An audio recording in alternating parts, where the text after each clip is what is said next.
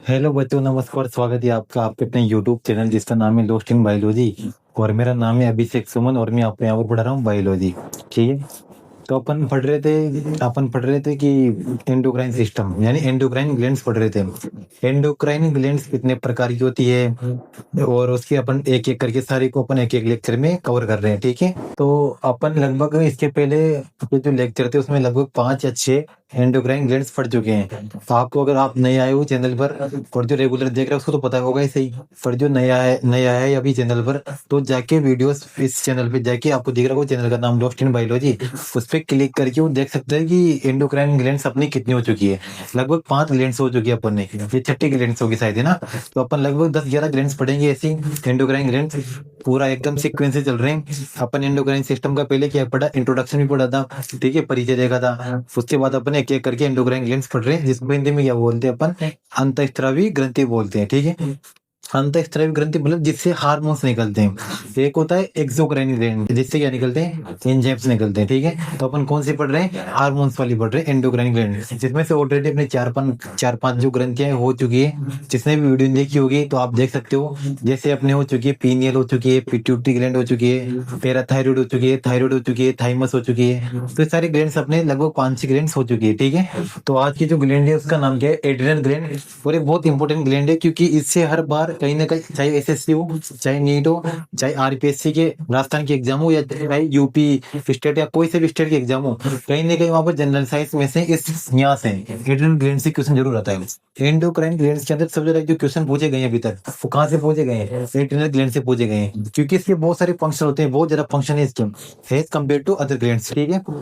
इस वजह से इंपॉर्टेंट ऑलरेडी हो जाती है। इसके अलावा आपके 11-12 में बताती है, बीएससी लेवल पे जो अपने सेमेस्टर होते हैं जिनके बायोलॉजी है, ठीक है, तो वहां पर भी अपन ग्लैंड्स को पढ़ते हैं। एंडोक्राइन पूरा सिस्टम दे रखा है वहां पर। ठीक है। इसके अलावा नीट वगैरह एग्जाम में आती है। और अभी जो राजस्थान में रीट का एग्जाम हो रहा है, रीट मेंस में, पता नहीं वहां भी यहाँ से क्वेश्चन आ जाए। तो मतलब जनरल साइंस लगभग अपने हर एक फील्ड में आ रही है, चाहे स्टेट का एग्जाम हो, चाहे वो सेंट्रल का एग्जाम हो, कंपटीशन जो एग्जाम होते हैं उनमें आ रही है। ठीक है। तो साथ में अपने साथ के साथ एकेडमिक फील्ड में तो अपनी तैयारी हो ही रही है, साथ में कंपटीशन का जो एग्जाम है वहां पर भी यहाँ से क्वेश्चन बैठ जाएंगे आपके जनरल साइंस में। ठीक है। इससे बाहर नहीं जाएगा बस इस ग्रेड। अगर थिएटर के से क्वेश्चन आएगा तो इस पूरी वीडियो को देख लेना आप, इससे बाहर क्वेश्चन नहीं जाएगा। क्योंकि जो भी कंपटीशन में अभी तक क्वेश्चन आए, मैं साथ के साथ आपको बताता भी जाता हूँ पर हर एक वीडियो में। जो भी आप पहले से जुड़े होंगे उनको तो पता होगा ही सही, और जो नए जुड़ रहे होंगे तो आप पिछली वीडियो को देख सकते हैं। वहां पर मैंने बता रखा है कि कौन सा क्वेश्चन किस कंपटीशन में आ चुका है। ठीक है। तो आप उससे भी आप अंदाजा लगा सकते हो, क्लियर कर सकते हो। ठीक है। अब इस चैनल पर अपने लगभग कितने सब्सक्राइबर हैं, लगभग 241 सब्सक्राइबर इस चैनल पर प्रेजेंट टाइम पे। ठीक है। कितने, 241। अब इनमें से वीडियोस में व्यूज आ रहे हैं लगभग 38 से लेके 40 तक। किसी वीडियो पर 100 के लगभग व्यूज आ रहे हैं। तो उससे मतलब नहीं है, मेन मतलब यह है कि बच्चों को उसे समझ में आ रहा है नहीं आ रहा। अगर 2 व्यूज भी आ रहे हैं, 2 भी आ रहे हैं, तो उसके लिए भी वीडियो बनानी पड़ेगी। ठीक है। फिर उसके लिए भी मेहनत करनी पड़ेगी। तो उससे मतलब नहीं है, अपन को बस यहाँ पर पढ़ना है। तो जो आज की ग्लैंड है उसका नाम क्या है, एड्रिनल ग्लैंड। ठीक है। जिसको अपन हिंदी में, शुद्ध हिंदी में क्या बोलते हैं, अधिवक्र ग्रंथि।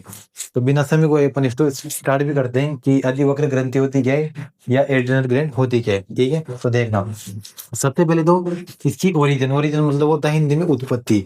यानी ये बनी कहाँ से है, बनी कहाँ से, अपनी बॉडी के अंदर होती है पर बनती किससे है। अपनी बॉडी के अंदर 3 परतें पाई जाती है। एक ऊपरी ऊपर वाली होती है एक्टोडर्म, बीच वाली होती है मेसोडर्म, और लास्ट नीचे वाली होती है एंडोडर्म। ठीक है। तो ये बनी होती है 2 परतों से, एक तो एक्टोडर्म से बनी है और मेसोडर्म से बनी है। और यह भी याद रखना है आपको, ये एकमात्र ऐसी ग्लैंड है जो 2 परतों से मिलकर बनी हुई है। ये तो अभी तक अपने जो भी ग्लैंड्स पढ़ रहे थे या आप आगे जाके जो पढ़ेंगे, वो सारी एक ही परत से बनी होती है। ठीक है। मेनली चाहे वो कोई सी हो सकती है, एक्टोडर्म हो सकती है, मेसोडर्म हो सकती है, या एंडोडर्म हो सकती है। ठीक है। पर एक जो ग्लैंड है ये 2 परतों से बनी हुई है, एक तो एक्टोडर्म से बनी हुई है और एक मेसोडर्म से बनी हुई है। तो ये चीज आपको ध्यान में रखना है। इसके अलावा इसकी पोजीशन यानी ये लोकेशन है, इसकी जो उपस्थिति है वो होती कहाँ पर है अपनी बॉडी के अंदर।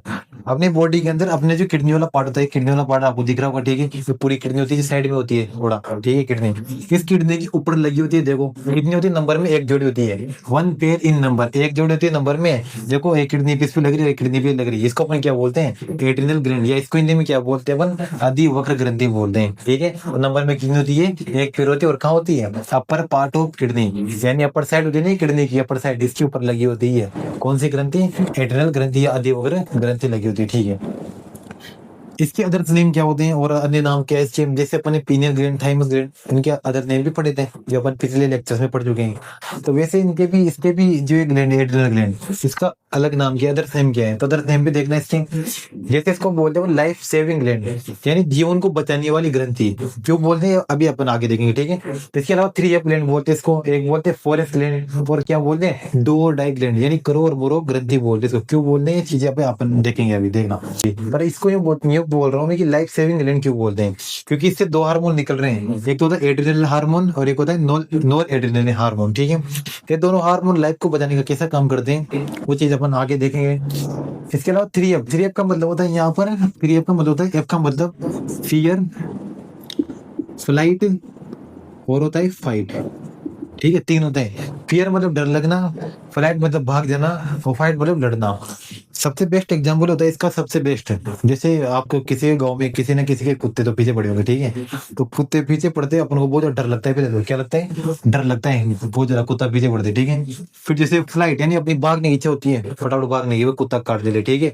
या तो फिर आप क्या करोगे, इसको लड़ोगे यानी इसको मारने की कोशिश करोगे, ठीक है। उस टाइम पे अपन को बहुत ज्यादा डर लग रहा है, उस टाइम पर अपन को अपनी बॉडी को कंट्रोल करने का काम, उसको बैलेंस करने का काम कौन सी ग्रंथि के हाथ में होता है, वो काम एड्रिनल ग्लैंड के हाथ में होता है, ठीक है ना। तो इस वजह से इसको क्या बोलते हैं, 3F ग्लैंड भी बोलते हैं, फियर, फ्लाइट और फाइट, ठीक है। इस वजह से बोलते हैं इसको क्या, 3F ग्लैंड, फियर, फ्लाइट और फाइट, यानी डर लगना, फ्लाइट मतलब भाग जाना, और फाइट मतलब या तो वो सिचुएशन से लड़ना, वो सिचुएशन होती है इमरजेंसी वाली सिचुएशन, ठीक है, वैसा। इसके अलावा यहाँ पर देखना डू और डाई ग्लैंड भी बोलते हैं इसको, डू और डाई ग्लैंड मतलब करो या मरो, वो सिचुएशन होती है 3F वाली, फियर, फ्लाइट और फाइट वाली। तो उस टाइम पर डू और डाई, या तो उससे लड़ो या फिर क्या हो भाग जाओ, उसको तो बोलते हैं करो या मरो ग्रंथि, डू और डाई ग्लैंड, इसी को बोला जाता है, ठीक है। इस वजह से इस ग्रंथि का नाम क्या बढ़िया, एक और नाम डू और डाई ग्लैंड पड़ गया ग्रंथि का नाम, ठीक है। तो ये चीज भी आपको याद रखनी है, तो ये नाम इनके क्यों रखे गए हैं। इसके अलावा 4S ग्लैंड क्यों बोला, 4S का मतलब भी समझना यहाँ पर। 4S का मतलब होता है, इसका मतलब होता है शुगर, एक होता है सोल्ट, एक होता है स्ट्रेस, और एक होता है सेक्स हार्मोन, ठीक है। ये होता है इसका मतलब, ठीक है। शुगर मतलब जो अपनी बॉडी के अंदर जो ग्लूकोज होता है, ग्लूकोज, ठीक है, जिसको अपन शुगर के रूप में इंटेक करते हैं, ग्लूकोज खाने वगैरह से अपन ग्लूकोज ही मिलता है, जो किस फॉर्म में अपनी बॉडी के अंदर स्टोर होता है, ग्लाइकोजन के रूप में, ठीक है।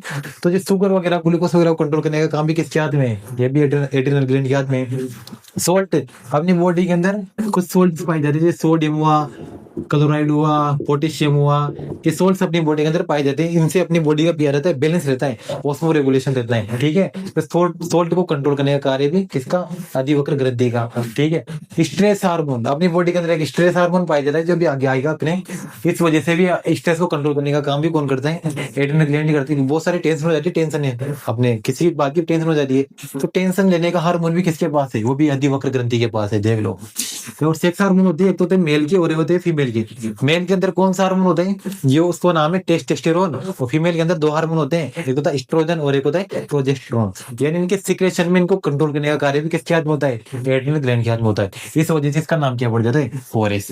और 3F का तो आपको समझ में आ गया, 3F क्यों बोलते हैं, 4S भी आपको समझ में आ गया क्यों बोलते हैं, डू और डाई क्यों बोलते हैं भी आपको समझ में आ गया। सबसे बेस्ट एग्जाम्पल था जो कुत्ता पीछे पड़ जाता है, लगभग सबके पड़ता है बचपन में, ठीक है, बहुत सारों के पड़ी जाता है। और लाइफ सेविंग ग्लैंड क्यों बोला, क्योंकि अपन को डिसीजन, यानी इमरजेंसी में अपने क्या होता है, जैसे मालूम किसी का पैर भी अगर टूटा है उस टाइम पे, चल नहीं पा रहा हो, तो कुत्ता पीछे या कोई शेर वगैरह पीछे पड़ते ऑटोमेटिक दौड़ने लग जाएगा वो, तो वो एनर्जी है कहाँ से, वो एनर्जी कहाँ से, तो एनर्जी देने का काम किसका होता है, अधिवक्र ग्रंथि का होता है। इस वजह से इसको क्या बोलते हैं, लाइफ सेविंग ग्लैंड या लाइफ सेविंग हार्मोन्स इनको बोलते हैं, जिनसे हार्मोन्स निकलते हैं, ठीक है। तो आप उसके अदर्स नेम है, बहुत इंपोर्टेंट नाम है, क्योंकि इन नामों से कंपटीशन में क्वेश्चन आ चुका है। डू और डाई ग्लैंड किसको बोलते हैं, 4 ऑप्शन दे देगा, ठीक, किस पे करना है, एड्रिनल ग्लैंड पे करना है, ये क्वेश्चन भी कंपटीशन में आपके आ चुका है। इस वजह से मैं इस पे जोड़ दे रहा हूँ क्योंकि ये बहुत इंपॉर्टेंट है, ठीक है। इसके जो अदर नेम है बहुत ज्यादा इंपॉर्टेंट से कंपटीशन में आ चुके हैं, जैसे जैसे छप चुके हैं। हार्मोन्स की बात करें, ऐसा हो ही नहीं सकता कि एंडोक्राइन ग्लैंड की अपन बात कर रहे हैं और इसमें हार्मोन नहीं हो, क्योंकि एंडोक्राइन ग्लैंड से क्या निकलते हैं, हार्मोन निकलते हैं, ठीक है। तो हार्मोन इससे मेनली दो हार्मोन निकलते हैं, इंपॉर्टेंट हार्मोन, एक होता है एड्रेनलिन, एक होता है नोर एड्रेनलिन, ठीक है। एड्रेनलिन हार्मोन को अपन एपिनेफ्रिन भी बोल सकते हैं, और नोर एड्रेनलिन हार्मोन को अपन नोर एपिनेफ्रिन बोल सकते हैं। किसी बुक में ये नाम होता है और किसी बुक में ये नाम होता है, ठीक है। तो मैंने आपके नाम दोनों नाम यहाँ पर लिख दिए मैंने, ठीक है।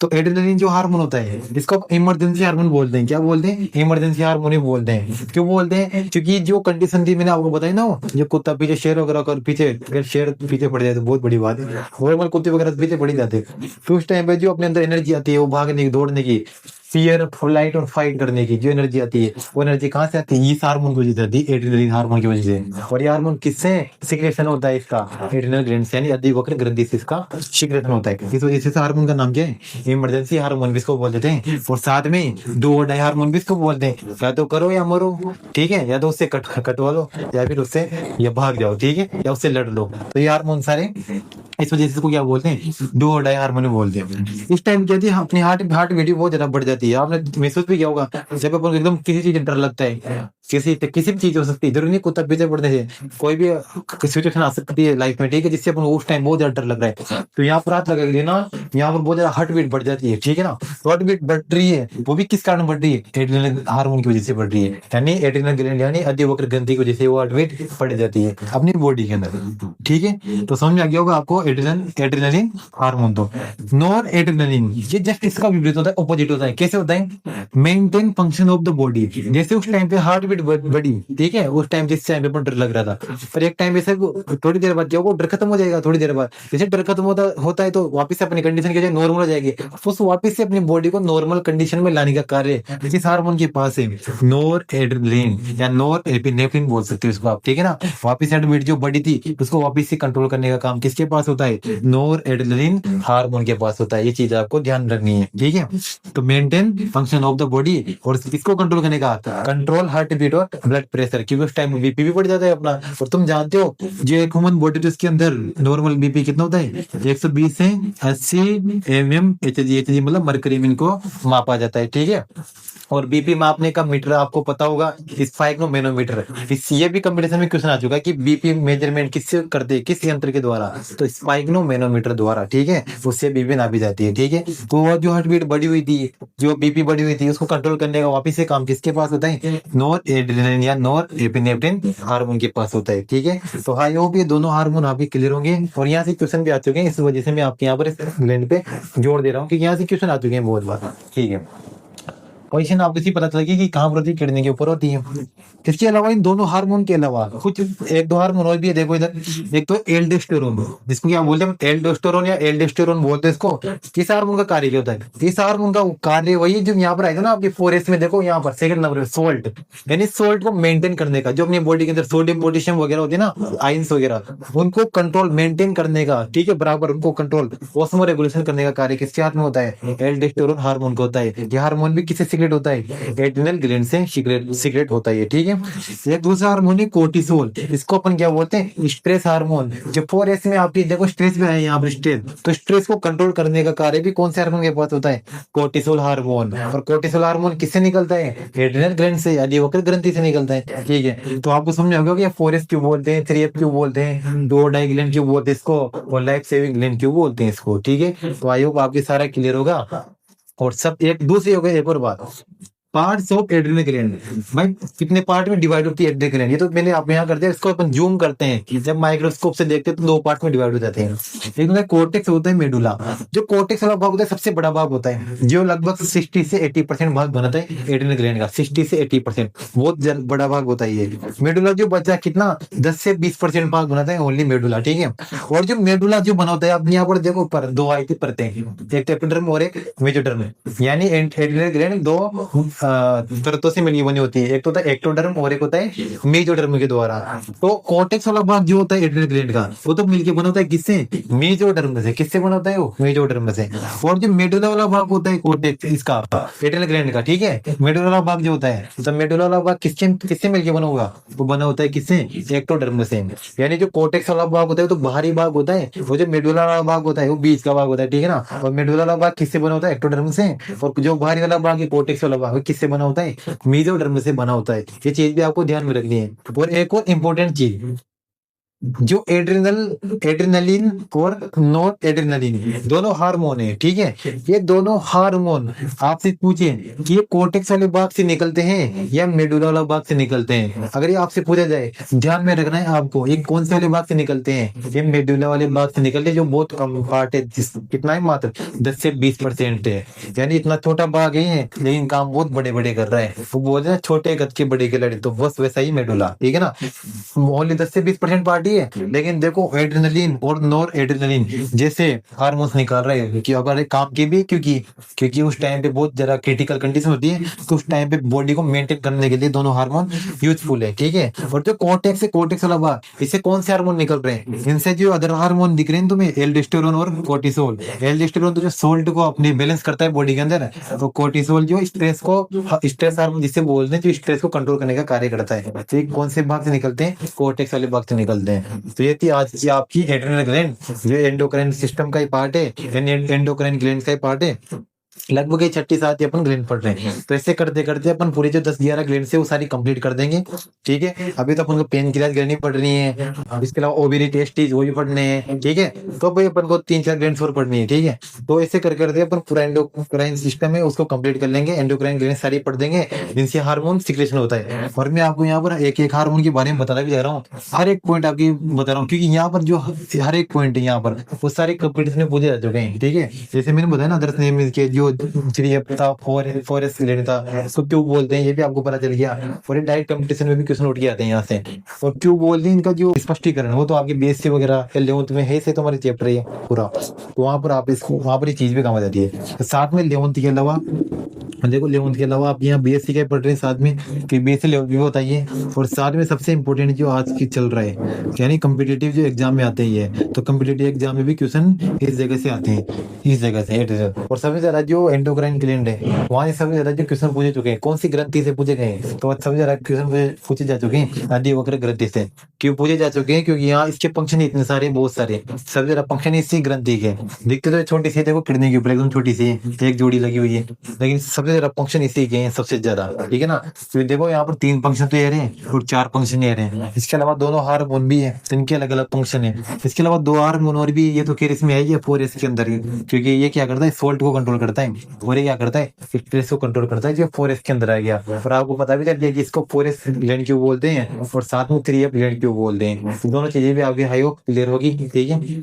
तो ये आज की अपने ये टॉपिक का होता है एड्रेनल ग्लैंड, जो यहाँ पर समाप्त होता है। फिर भी अगर आपको कोई चीज समझ में नहीं आ रही हो, यहाँ पर कोई चीज मेरे से छूट गई हो, अगर आपको समझ में नहीं आई, कोई दिक्कत हो, तो आप नीचे कमेंट बॉक्स में कमेंट भी कर सकते हो, ठीक है। और साथ में क्वेश्चन तो यहाँ से आएगा, से पूरी देखना है वीडियो, तभी तो सही आएगा समझ में। अगर मान लो कोई तुम मूवी देखने गए, अगर उसको मूवी देखने जा रहे हो तुम, अगर उसको अपन स्किप कर करके देख रहे हैं, यानी बीच में से देखने लगे, तो आपको समझ में नहीं आएगी वो। इस वजह से शुरू से लास्ट तक देखोगे तो मूवी अच्छी भी रहेगी और समझ में भी आएगी। तो वही चीज यहाँ पर इस वीडियो में लागू होती है आपके, यानी शुरू से फर्स्ट पॉइंट से लेके एकदम लास्ट पॉइंट तक पूरा समझना है आपको, बिना स्किप किए पूरी वीडियो को, ठीक है ना। अगर स्किप कर भी दी हो उसको पूरा देखना, क्योंकि यहाँ से कंपटीशन में क्वेश्चन आ रहे हैं, मैं बार बार इस वजह से जोड़ दे रहा हूँ, क्योंकि यहाँ से वाकई कंपटीशन में बहुत ज्यादा क्वेश्चन आ चुके हैं। आप इस चीज को चेक भी कर सकते हो, ठीक है, क्योंकि आजकल गूगल पे सब कुछ मिल जाता है इस वजह से, ठीक है। तो ये थी अपनी क्या एड्रेनल ग्लैंड। अब देखो इसका नाम भी कैसे पड़ा है, एड्रीनल।